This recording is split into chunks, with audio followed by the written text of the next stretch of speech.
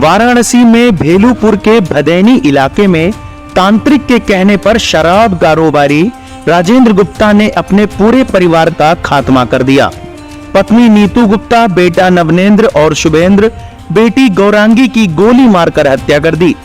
Police कारोबारी की तलाश कर ही रही थी कि उसकी भी लाश दूसरे घर के पास मिल गई। बगल में पिस्टल भी मिला है। माना जा रहा है कि उसने आत्महत्या कर ली है।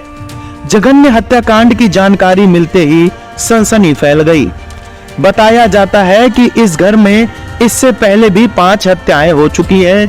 पिता, 2 गार्ड, भाई और उसकी पत्नी की भी हत्या हुई थी। पड़ोसियों की माने तो हत्या में कारोबारी जेल भी गया था। पुलिस अब उस तांत्रिक की तलाश कर रही है जिसके कहने पर इतनी बड़ी वारदात को अंजाम दिया गया है।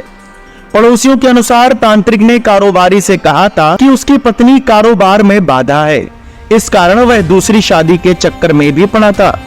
अक्सर इसे लेकर पति पत्नी में झगड़ा होता था। घर में कारोबारी की मां भी थी, लेकिन काफी बुजुर्ग होने के चलते वह ठीक से न तो बोल पा रही थी और न चल फिर पाती हैं।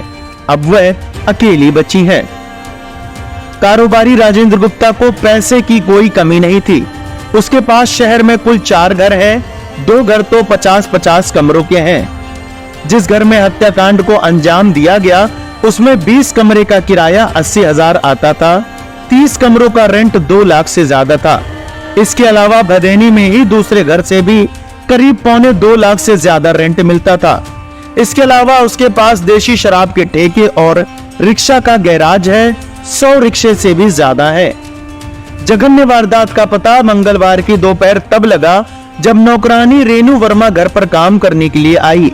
नौकरानी ने बताया कि मैं यहाँ 5 साल से काम कर रही हूँ, सब कुछ अच्छा चल रहा था। सोमवार शाम को मैं खाना बनाने आई तो घर में सिर्फ 2 बच्चे थे। मैं खाना बनाकर करीब 6:30 बजे चली गई। इसके बाद सवेरे सबसे पहले सफाई करने वाली रीता पहुंची। उसने आवाज दी लेकिन किसी का जवाब नहीं मिलने पर उसने दरवाजा खटखटाया। हल्के से धक्के में दरवाजा खुल गया। देखा तो कमरे में 4 लोगों की लाश पड़ी है। आसपास खून बिखरा था। यह देखते ही रीता बेहोश हो गई। तत्काल पड़ोसियों ने पुलिस को सूचना दी। बताया जाता है कि मारा गया बड़ा बेटा नवनेंद्र बेंगलुरु में मल्टीनेशनल कंपनी में इंजीनियर था। वह दिवाली पर छुट्टी लेकर घर आया था। घर पर छठ मनाने की तैयारियां चल रही थी। छोटा बेटा और बेटी डीपीएस में पढ़ते थे।